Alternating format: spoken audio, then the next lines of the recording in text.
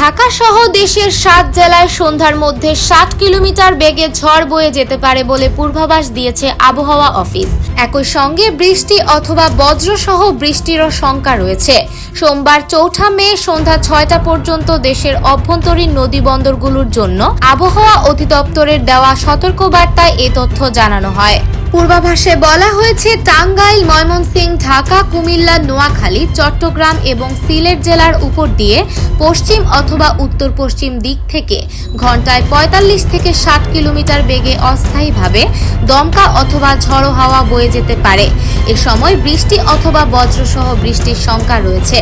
তাই এসব এলাকার নদী বন্দরগুলোকে 1 নম্বর সতর্ক সংকেত দেখাতে বলা হয়েছে।